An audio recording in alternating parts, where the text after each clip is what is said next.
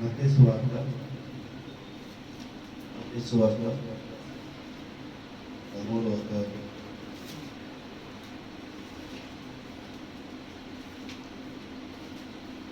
47వ వచనం. మత్తయి సువార్త 13వ అధ్యాయం 47వ వచనం.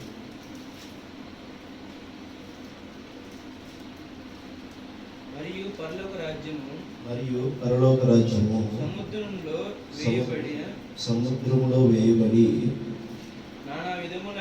నానా విధములైన చేపలను పట్టిన వలను పోలి ఉన్నది.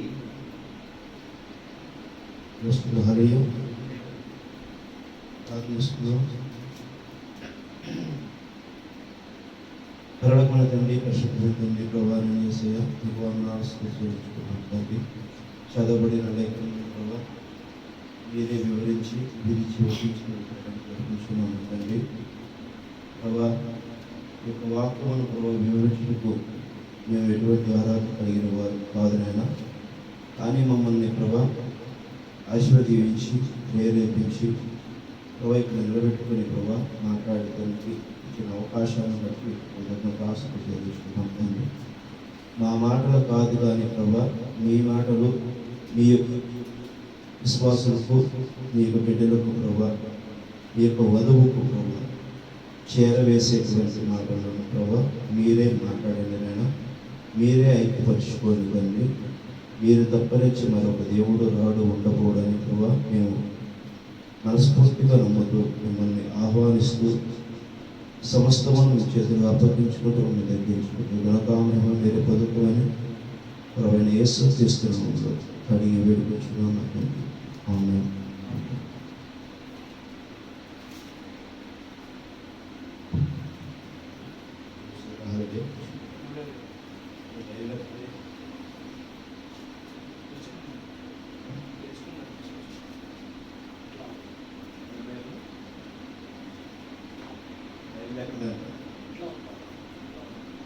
ఉందా?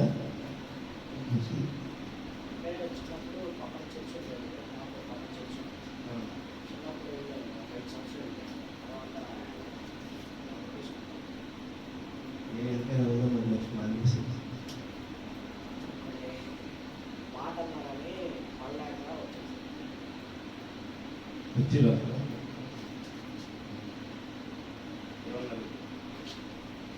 అంటే డైలీ అలా నాకు అలవాటు లేదు, కానీ కొంచెం చర్చిగా వెళ్ళేది ఒక హ్యాబిట్ అయితే ఆ రోజు కుదరలా.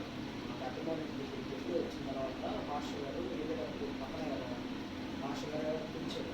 అయ్యా భోజనం చేసినట్టు ఇప్పుడు ప్రార్థన అయిపోయింది, భోజనం చేసినాం తినాలి మాస్టర్ గారు అంటే మాస్టర్ గారు పర్లేదు అయ్యా పొద్దున్నాం అంటే సర్లే అంటే మాస్టర్ గారు అలా పొద్దున్నాడని చెప్పి లోపల కూర్చోమంటే పని చేసేవాళ్ళు వచ్చిన తర్వాత సమయంలో వాళ్ళు వడ్డిస్తా కుర్రోళ్ళు ప్రార్థన తింటారే వస్తావా ఆ మాట మనసు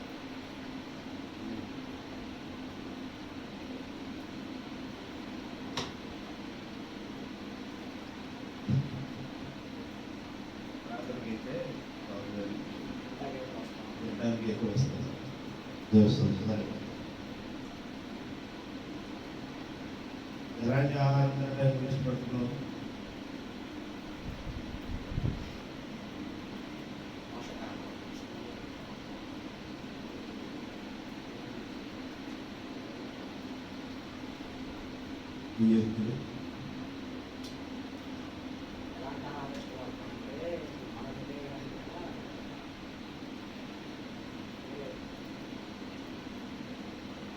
నీకేమని అనిపిస్తుంది అది చెప్పు. ఆయనకి ఏమనిపిస్తుంది నీకు చెప్పు.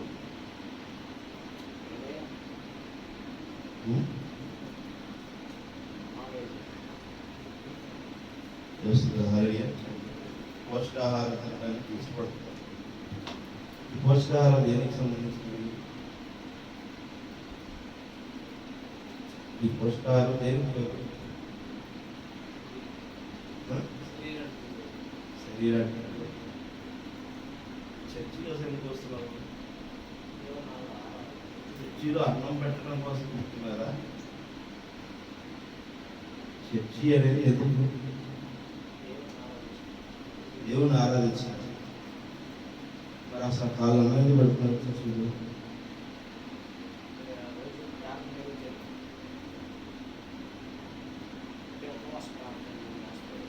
ఓకే, అసలు అన్నం ఎందుకు పెడుతున్నారు చర్చిలో? చర్చిలో పెట్టాల్సిన శరీరానికి సంబంధించిన ఆహారం. అది ఇంట్లో వండుకోవచ్చు, లేదా నువ్వు ఎక్కడ తినవచ్చు. చర్చిలో పెట్టాల్సిన ఆహారం ఏంటప్పుడు? వాళ్ళే ఆహారం పెట్టడం అనేది వాళ్ళకి తెలియదు. వాళ్ళు సరైన ఆహారం పెడితే నువ్వు ఆ ఆహారాన్ని ఇష్టపడవు కదా. వాళ్ళే పెడుతున్నదే శారీరక సంబంధించినటువంటిది రైస్, లేదా పప్పు సాంబారు, చికెన్ పెట్టడం. అంటే వాళ్ళు ఏ ఉద్దేశంతో పెడుతున్నారు? అన్నం జనాభాకి ఒక పూట పెట్టి ఆకర్షించుకోవాలి. దేనికోసం ఆకర్షిస్తున్నారు?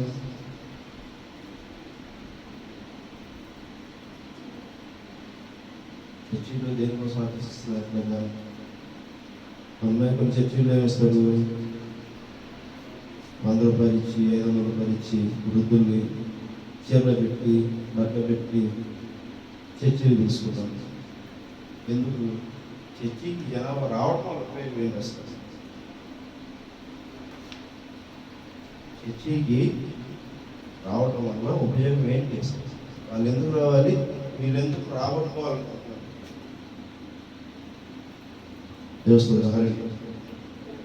ఇదే కదా ఇప్పుడు ప్రపంచంలో అడుగుతున్న క్వశ్చన్ కూడా. యూట్యూబ్ ఓపెన్ చేస్తే మీరు అట్రాక్షన్ చేస్తున్నారు, అడాప్ట్ చేసుకుంటున్నారు, మతాన్ని ప్రేరేపిస్తున్నారు, చర్చిలు జనాభాను రాబట్టుకోవడానికి చేస్తారు. సో తప్పేవాళ్ళు వస్తున్నారు.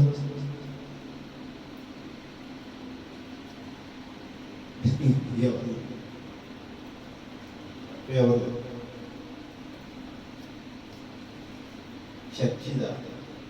చర్చి నిర్వాహకుడా? ఆలోచన చేసిన పెట్టే ఆహారం ఎవరు తప్పు?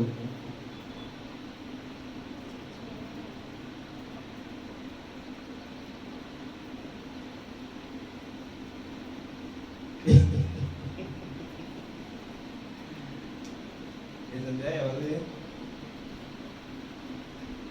హలో, అడుగుతున్న ప్రశ్న అర్థమైందా? క్లారిటీగా అర్థమవుతుందా? ఏంటి నాకు సంబంధించింది ఎందుకు మాట్లాడుతున్నారు? రికార్డు కూడా కాదు.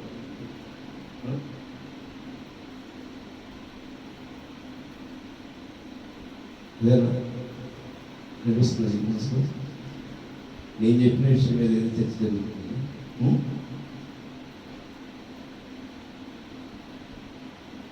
అసలు ప్రపంచంలో జరుగుతున్నటువంటి విషయం ఇదే.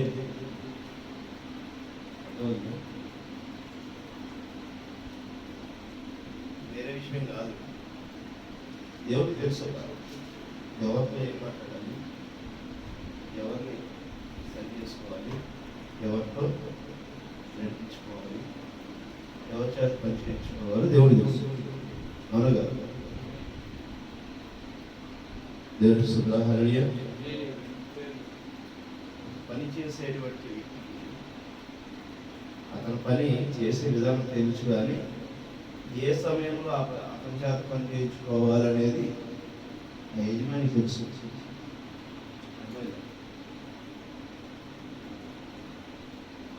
ఓ పొలంలో వ్యవసాయం చేయాలి అంటే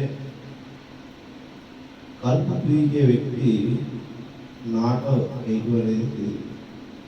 అవునా? దుక్కి దున్నే వ్యక్తికి కట్టాక వేయడం అనేది తెలియదు. అవునా? అండి సంవత్సరావు గారు మనడి గారు ఉంటున్నావా? జూలై, ఆగస్టు మాసాల్లో పొలంలో నీరు పెట్టి దుక్కి దున్ని నీరు పెట్టి నాటు వేసే సమయంలో నాటు వేయాలి.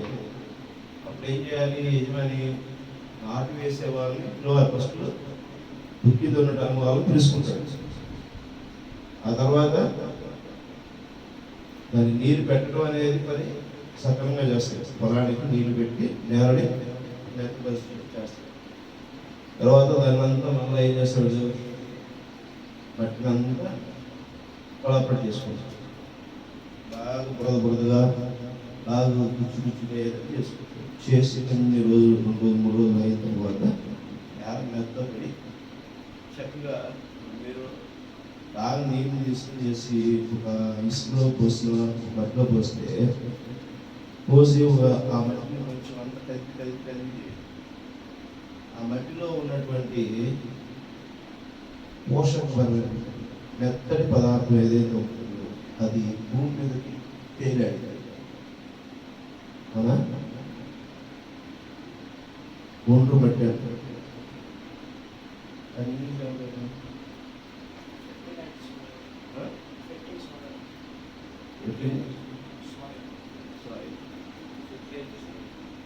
ఇప్పుడు ఆ ఒండ్రు మట్టి ఉండటం వలన మొక్క గింజ నాటిన తర్వాత నాటు వేసిన తర్వాత ఆ మొక్క సమృద్ధిగా వృద్ధి చెంది అవునా?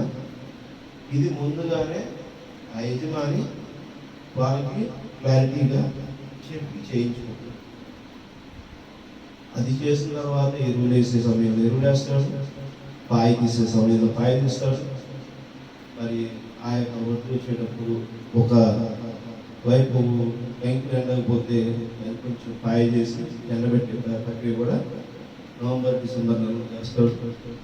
కోత కోసేవాళ్ళు కోత కోస్తారు. ఆ కోత కోసినప్పుడు ఏమవుతుంది?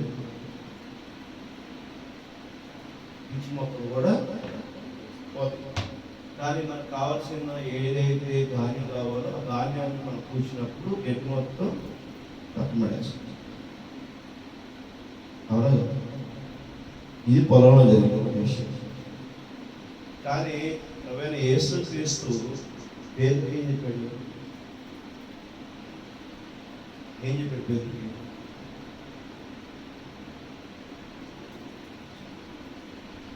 మీరు ఇక్కడ చేపలు అమ్ముతున్నారు, ఈ చేపలు దొరకలేదు, మీరు దొరకలేదు అంటే పేతురు వలే అంటే నాకు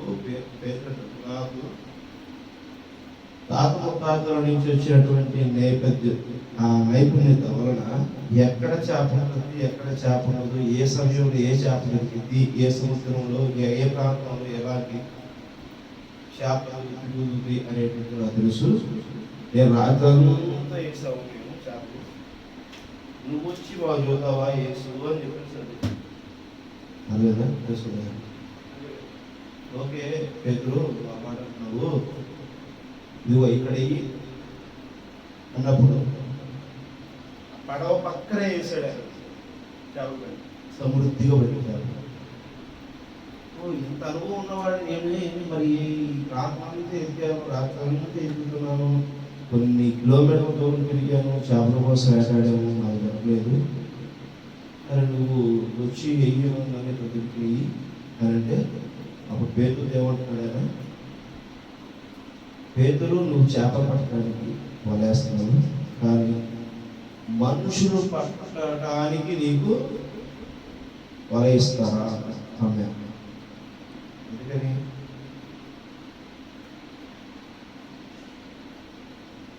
నీ దగ్గర ఉన్న సాక్ష్యము, నేను మాట్లాడుతున్న విషయం, ఇందాక చెప్పిన పొలం విషయము, జరుగుతున్న విషయము, జరగబోయే విషయము అంతా మీరు అర్థం చేసుకోవచ్చు. అర్థమవుతుందా? ఇక్కడ వాక్యం ఏం చెప్పబడుతుంది? మరియు పరలోక రాజ్యం సముద్రములో వేయబడి నానా విధములైన చేపలను పట్టిన వలన పోయి ఉన్నది. పరలోక రాజ్యం అంటే ఎట్లా ఉందంట? అర్థమవుతుందా? పరలోక రాజ్యం మనకు కావాల్సిన బర్నింగ్ టాపిక్ ఏంటి? ఏంటి సార్ లేదా పబ్లిక్ డాక్టర్ అసలు ఏంటి అసలు అందరికి కావాల్సింది బైబిల్ మొత్తం వర్తమానం అంతా కూడా మాట్లాడుకున్న విషయం ఏంటి? వర్తమానికులు వర్తమాన సంఘాలు మాట్లాడుకునే విషయం ఏంటి? ఏంటి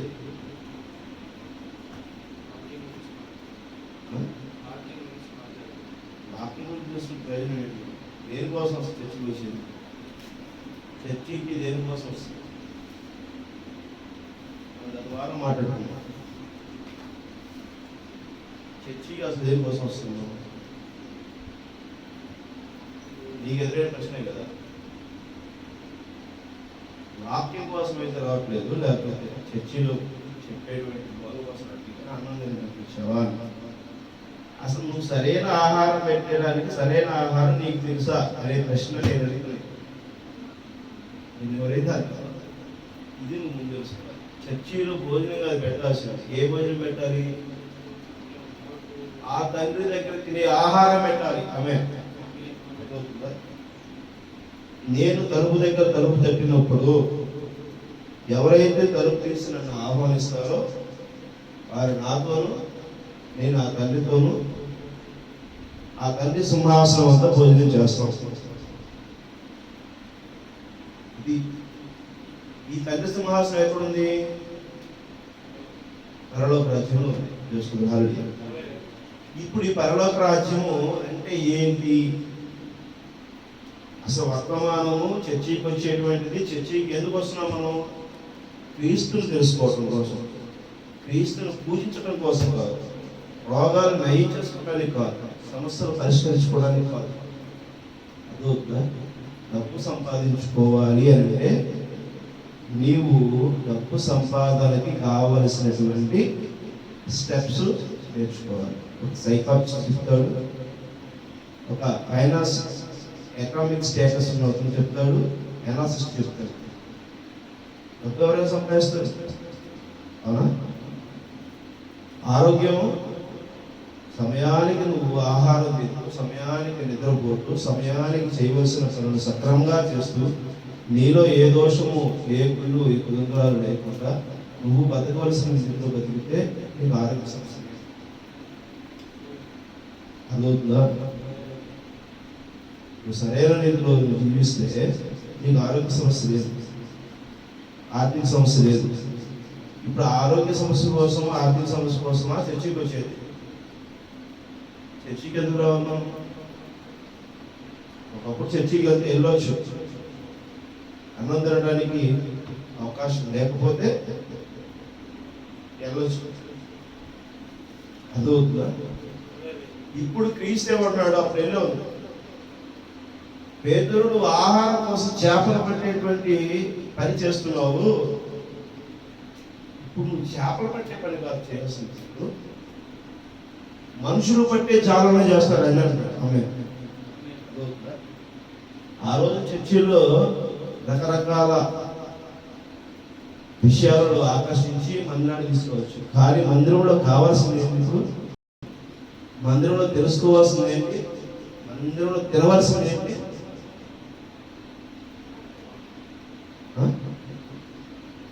ఏదైనా వాక్యం తినాలి. ఆమె ప్రభువైన యేసు క్రీస్తు శరీరాన్ని తినాలి. ఆమె ప్రభువైన యేసు క్రీస్తు తను తాను నీ కోసం అర్పించుకున్నాడు అనేటువంటిది ఏంటంటే అసలు సిలువలో అర్పించుకున్నాడు. ఆయన సిలువలో వేలాడి తీయబడ్డాడు అని అంటే సరిపోయేది కాదు. ఆయన నీకు నాకు ఏ విషయాలను గుర్తు చేశాడో ఆ విషయాలను పట్టుకోవాలి, తెలుసుకోవాలి. ఆ విషయాలను తెలుసుకోవాలి, ఆ విషయాలను గమనించాలి, ఆ విషయాలను అవగాహన చేసుకోవాలి, ఆ విషయాలను నువ్వు అలింగనం చేసుకోవాలి, ఆ విషయాలతో నువ్వు జీవించాలి, ఆ విషయాలతో నీ జీవన యొక్క ప్రమాణాన్ని వెలుగు చూపించాలి.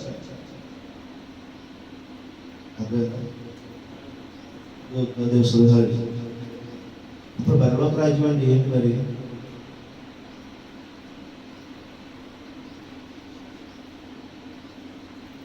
28వ అధ్యాయం వచనం చదవండి.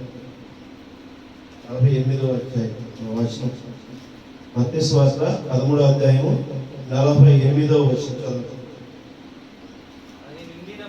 అది నిండినప్పుడు దానిని దరికి లాగి కూర్చుండి మంచి వాటిని గంపలలో చేర్చి చెడ్డ వాటిని బయట పారవేయుదురు. అలాగే యుగ సమాప్తి యందు జరుగును. దేవదూతలు వచ్చి నీతిమంతుల నుండి దుష్టులను వేరుపరిచి వీరిని అగ్నిగుండములో పడవేయుదురు. అక్కడ ఏడ్చును పండ్లు కొరుకుంటును.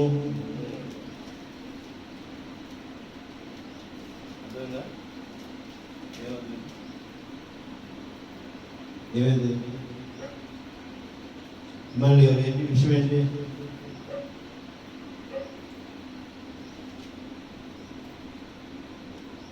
అర్థమైందా? ఏమర్థమైంది చెప్పండి. చదివింది ఏమర్థమైంది?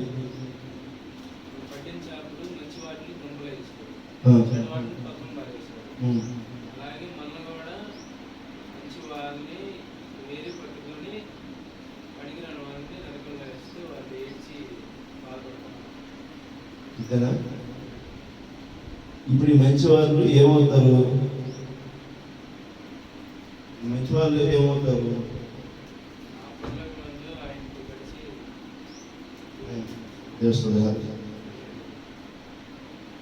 దేవుడు మిమ్మల్ని దీవించును గాక. ఇప్పుడు అది నిండినప్పుడు దానిని దరికి అంటే ఒడ్డు లాక్కొచ్చి దాంట్లో వలేసినప్పుడు పాములు పడవచ్చు, తాబేలు పడవచ్చు, మరి ఆ నేలకు పాకేటువంటి గాజు రొయ్యలు పడవచ్చు, చెత్త పడవచ్చు, చెతారం పడవచ్చు, రకరకాల విష పురుగులు పడవచ్చు. సముద్రంలో నానా రకాలైన జంతువులు ఉన్నాయా? మరి ఇప్పుడు ఆ వలేసినప్పుడు మరి సముద్రంలోనే కాదు, ఈ భూమి మీద కూడా ఆయన వలేస్తున్నారు. ఆమె ఈ భూమి మీద కూడా క్రూరత్వం కలిగిన మనుషులు ఉన్నారు, ధనాపేక్ష కలిగిన మనుషులు ఉన్నారు, కుళ్ళు కుతంత్రాలు కలిగినటువంటి మనుషులు ఉన్నారు, ఆధిపత్యం కలిగించేటువంటి వారు ఉన్నారు, తాను హెచ్చించుకుంటూ ఉన్నత స్థితికి ఎదగాలనేటువంటి ఆశపడే వాళ్ళు ఉన్నారు, ఉన్నత స్థితి వాళ్ళ లక్ష్యంగా ఉండేవాళ్ళు ఉన్నారు, మంచిని ప్రబోధించే వాళ్ళు ఉన్నారు, సహాయం చేసి బృందనాలు కలిగే వాళ్ళు ఉన్నారు, వాళ్ళు సహాయం చేస్తే నా పేరు ప్రతిష్టలు రావాలని కోరుకునే వాళ్ళు ఉన్నారు. ఉన్నారు లేదా? వీళ్ళందరిలో దేవుడు తన యొక్క రాజ్యం ఏమిటి, ఆ రాజ్య సంపద ఏమిటి, రాజ్యంలోనికి మనం ప్రవేశించడానికి మార్గం ఏంటి అనేటువంటి గ్రహించినటువంటి వాళ్ళని వేరు చేస్తారు. అదవుతుందా? చూస్తున్నారు? హల్లెలూయా. ఇది మనం గ్రహించాల్సినటువంటి విషయం. ప్రకటన గ్రంథం 6వ అధ్యాయము 9వ వచనం.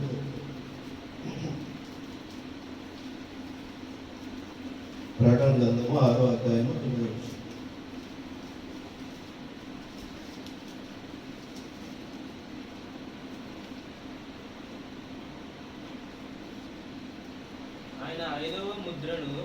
ఆయన ఐదవ ముద్రను విప్పినప్పుడు దేవుని వాక్యము నిమిత్తము తాము ఇచ్చిన సాక్ష్యము నిమిత్తమును వధింపబడిన వారి ఆత్మను బలిపీఠము కింద చూచితిని. ఎక్కడున్నారు? బలిపీఠం కింద ఉన్నారంట. ఎవరున్నారు? బలిపీఠం కింద ఉంది. తాము ఇచ్చిన సాక్ష్యము నిమిత్తము వధింపబడిన వారిని, వారి ఆత్మ. ఎవరు వారి సాక్ష్యాన్ని ప్రకటించిన వాళ్ళు? ఎవరు సాక్ష్యాన్ని ప్రకటించిన వాళ్ళు? ప్రవీణ యేసుక్రీస్తు సాక్షి ఎవరు?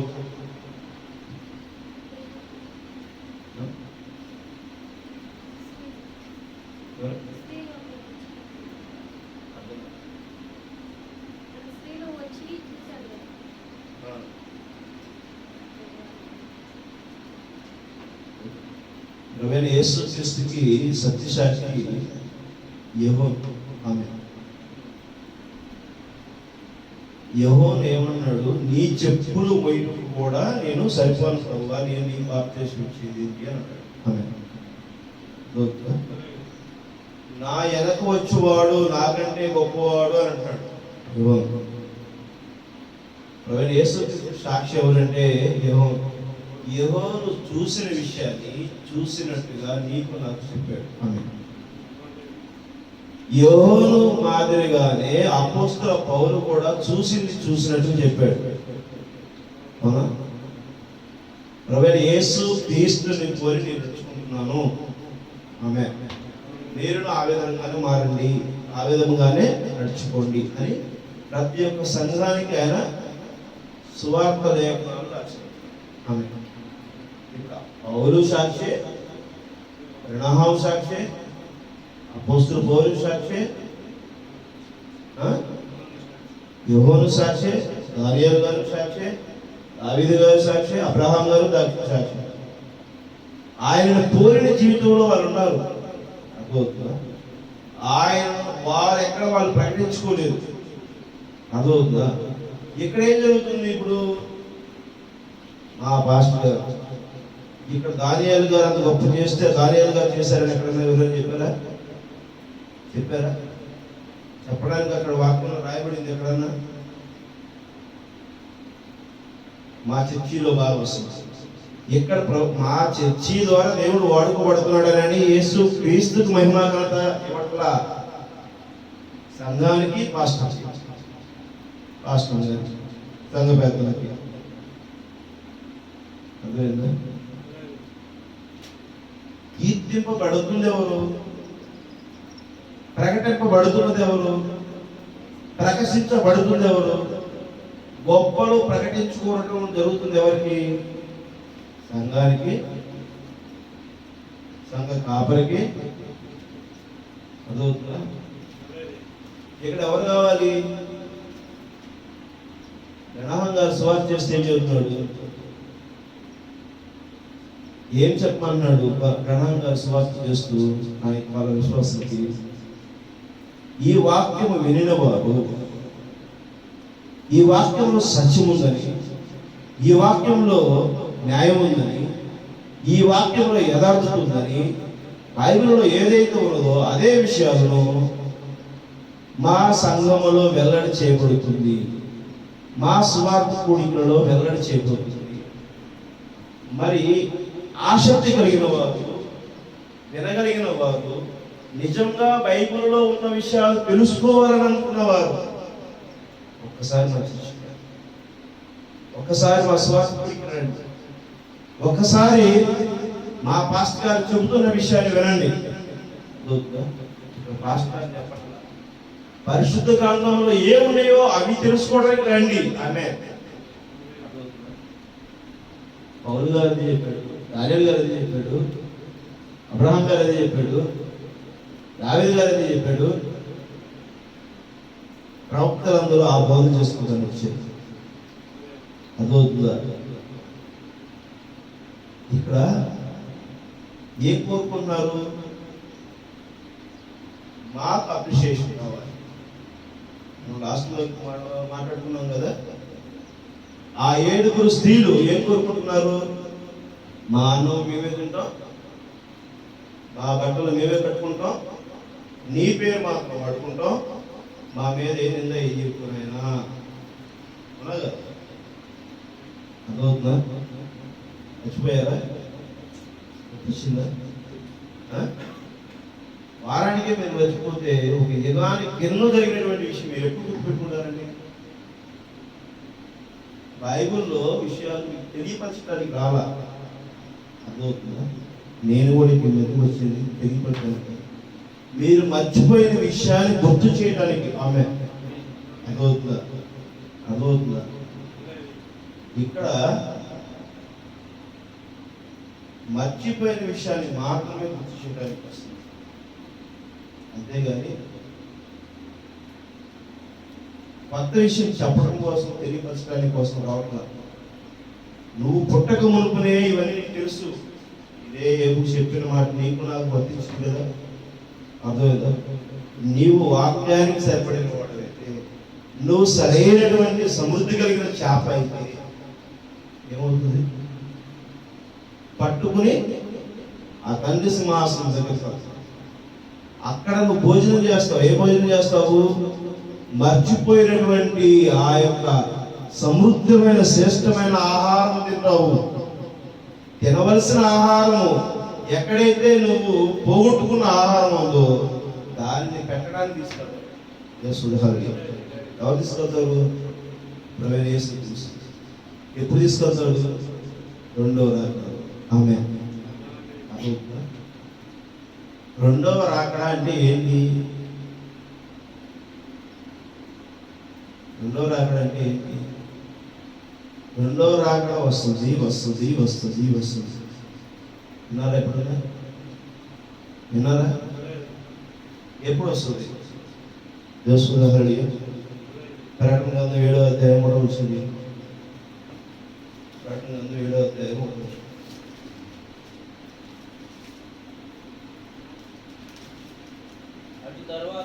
అటు తర్వాత భూమి యొక్క 4 దిక్కుల్లో నలుగురు దేవదూతలను నిలిచి భూమి మీదనైనా సముద్రం మీదనైనా ఏ చెట్టు మీదనైనా గాలి వీచుకున్నట్లు భూమి యొక్క 4 దిక్కులు వాయువులు పట్టుకున్నట్టుగా చూస్తుంది.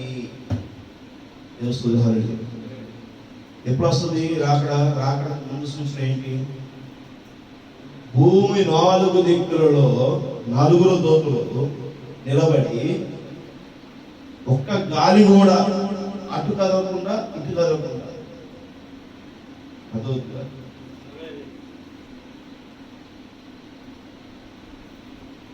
ఎటు కదలకుండా బయట కదలే జరుగుతుంది. అదేం జరుగుతుందా? జరుగుతుంది అనుకుంటారా? జరగట్లేదు అనుకుంటారా? గాలి అంటే పరిశుద్ధ గ్రంథములో వాయువు అంటే ఏంటది?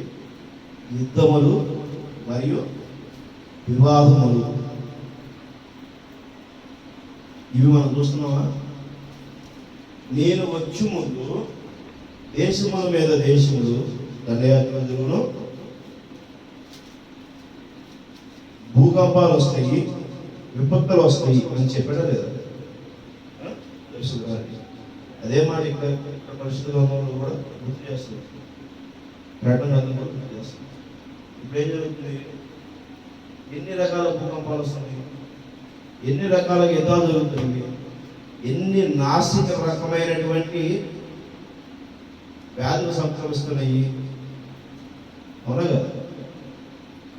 ఎన్ని మన మధ్య వైరస్ ప్రాబల్యతున్నాయి. అదొద్దా? వీటన్నిటి నుంచి దేవుడు నిన్ను వేరు చేయాలి, నన్ను వేరు చేయాలి. ఎవరిని వేరు చేయాలి? ఎక్కడి నుంచి వేరు చేయాలి? ఎక్కడి నుంచి వేరు చేయాలి?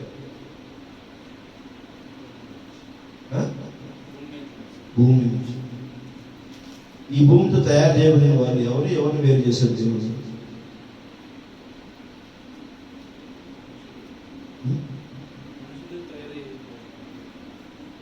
ఆదికాండము 2వ అధ్యాయము 20 వచ్చిన 21 వచ్చిన.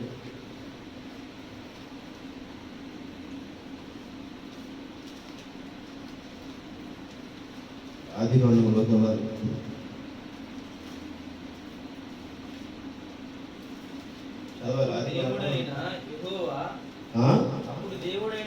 అప్పుడు దేవుడైన యెహోవా ఆదామునకు గాఢ నిద్ర కలుగజేసి అతడు నిద్రించుచుండగా అతని ప్రక్కట ముఖంలో ఒకదాన్ని తీసి ఆ చోటున మాంసంతో పూడ్చివేసెను. తరువాత దేవుడైన యెహోవా తాను ఆదాము నుండి తీసిన ప్రక్కటెముకను స్త్రీనిగా నిర్మించి ఆమెను ఆదాము వద్దకు తీసుకుని వచ్చెను. అప్పుడు ఆదాము ఇట్లనెను, నా ఎముకల్లో ఒక ఎముక, నా మాంసములో ఒక మాంసము, ఇది నరుల్లో నుండి తీయబడిన కనుక నారి అనబడును. ఎవరు తీశాడు? ఇక్కడ ఎక్కడ తీశాడు?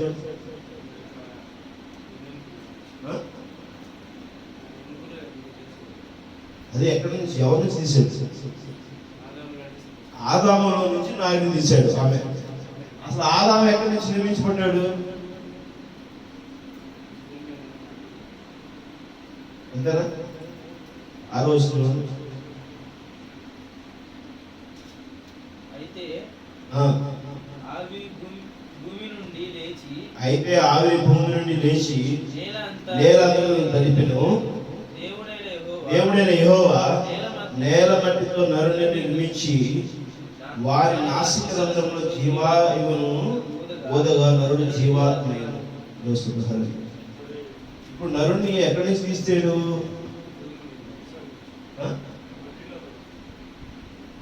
నట్టేటు భూమే కదా, ఈ భూమిలో నుంచి తీసాడు నరుడు. ఆ నరుడులో నుంచి అవ్వను తీసుకొచ్చాడు దేశోద్ధారుడు. ఇప్పుడు ఈ భూమి మీద జరుగుతున్నటువంటి అన్ని విషయాల్లో దేవుడు ఎవరు తీసుకురావాలి?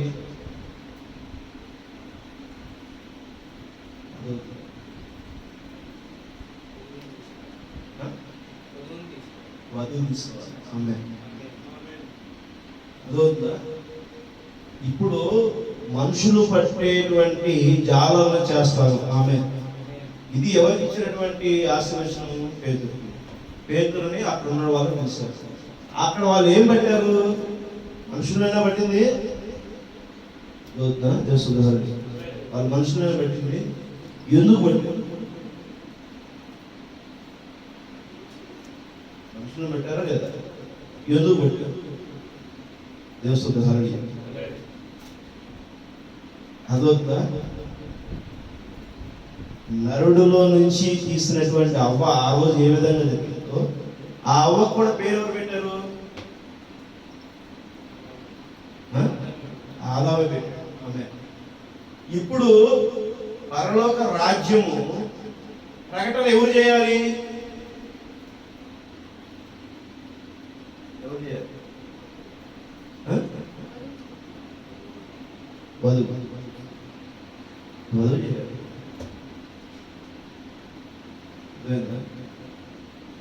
ఎక్కడి నుంచి వధువు ప్రకటనగా అక్కడ ప్రకటించాలి.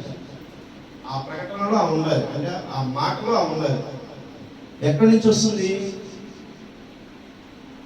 ఈ భూమి మీద ఉన్నటువంటి మానవ జన్మలో ఉన్నటువంటి వాటిలో అన్నింటిలో నుంచి ఆయన ఏరుతున్నాడు. ఏరుతూ ఏరుతూ ఏరుతూ ఏరుతూ శ్రేష్టమైనటువంటి ఆదాముని ఆయన నిర్మిస్తే, సంఘాన్ని ఆయన నిర్మిస్తే ఆ సంఘము ప్రకటన అవుతుంది వధువుగా. ఆమె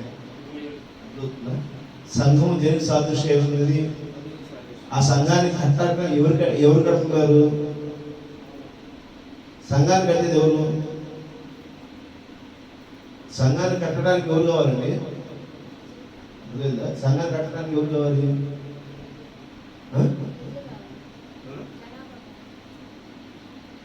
సంఘాన్ని కట్టడానికి ఎవరు కావాలి?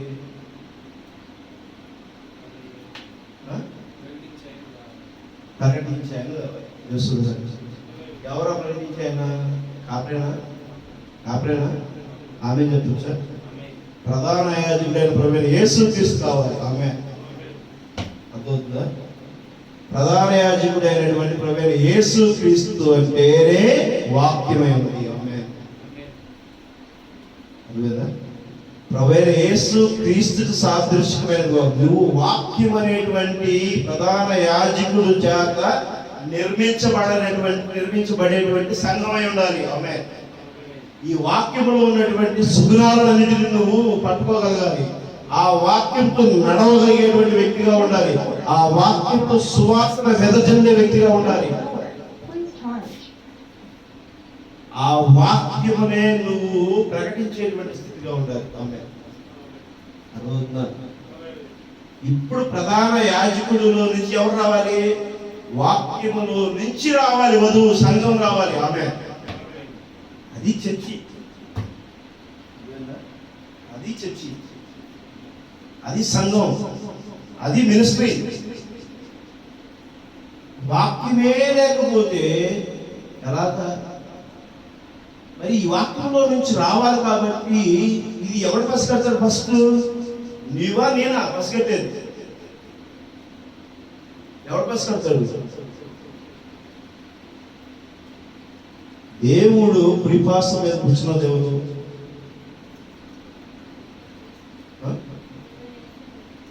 సాతాను. ప్రభువైన యేసుక్రీస్తు ఎడమ పార్శ్వం మీద కూర్చున్నాడు. దేవుడు కుడిపార్శ్వం మీద కూర్చున్న సాతాను. కుడి పక్కన ఉన్నటువంటి ఆయన సాతానికి అన్ని ఉచ్చారణలు తెలుసు, అన్ని సాంఘిక భాషలు తెలుసు. ఎందుకంటే దేవునికి ఏమి తెలుసో, దేవునికి ఏ శక్తి ఉన్నదో, ఈ దేవునికి ఏ గ్రహింపు ఉన్నదో, దేవుని యొక్క శక్తి సామర్థ్యాల ప్రకటన ఏ విధంగా ఉన్నదో, తన యొక్క భావాలు ఏ విధంగా ఉన్నాయో, ఆయన ఏం చేయగలగడో, ఆయన ఏం చేస్తారని ఉద్దేశించున్నాడో అవన్నీ కూడా తన పక్కన ఉన్న వాడికి క్రిస్టియా తెలవాలి. ఇప్పుడు నీకంటే ముందు ఎవరు తెలుసు?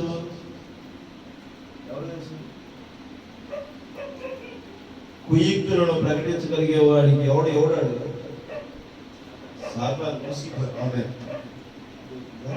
వాడికి అన్ని తెలుసు. అందుకనే వాడు ఏం చేస్తున్నాడు? సంఘాన్ని ఆధీనపరుచుకుంటున్నాడు, బైబిల్ స్టడీస్ పెడుతున్నాడు, కాలేజీలు పెడుతున్నాడు, పిహెచ్డీలు పెట్టిస్తున్నాడు, రేవరెండ్లు పెట్టిస్తున్నాడు, పోపులను, బిషప్లని. అర్థమవుతుందా? వాడి ప్రేరేపణ ఆ విధంగా ఉంటుంది. వీరందరికీ వాక్యం తెలుసు. అర్థమవుతుందా? వీరందరికీ వాక్యం తెలుసు, కానీ వాక్యంలో జీవించట్లేదు కదా. వాక్యం తెలుసు, వాక్యంలో లేవుగాను. ఏమంటాడు? సాతాను అన్నాడు, యేసు ఒకసారి నాకు నొక్కి వెళ్తే నేను ఈ యొక్క భూమి మీద అధికారము, ఆకాశం మీద అధికారం నాకు ఉంది కాబట్టి ఇవన్నీ నీకు ఇస్తాను. అప్పుడు ప్రవీణ యేసు ఇస్తాడు, నువ్వు సాతానా, ఇప్పుడైనా నువ్వు తండ్రికి మొక్కు, తండ్రి దగ్గర నువ్వు పశ్చాత్తాపం, అప్పుడు నిన్ను వదిలేస్తాను. నాకు మొక్కమంటలే ఆయన. ఈయన ఎవరు? యేసు ఎవరు? ఆ మాట అనేటప్పుడు ఆయన ఎవరు? ఎవరైనా యేసు ఎవరు? నీ మాదిరి నా మాదిరి మనిషే. అర్థమవుతుందా? యేసు క్రీస్తు అనే అభిషేకం పొందినప్పుడు ఆయన దేవునికి సారూప్యంగా ఉన్నాడు. ఆయన దేవుని యొక్క సారూప్యంలో ప్రవేశించాడు. యేసు క్రీస్తు, యేసు మాదిరిగా. ఇప్పుడు నీవును నేను మనుషులమే, నీలోను నాలోను వాక్యం స్థిరత్వం ఉన్నప్పుడే మనము ఆ వధువు స్థానంలో నిలబడతాం. ప్రకటన గ్రంథము 7వ అధ్యాయము 1వ వచనం చదవండి.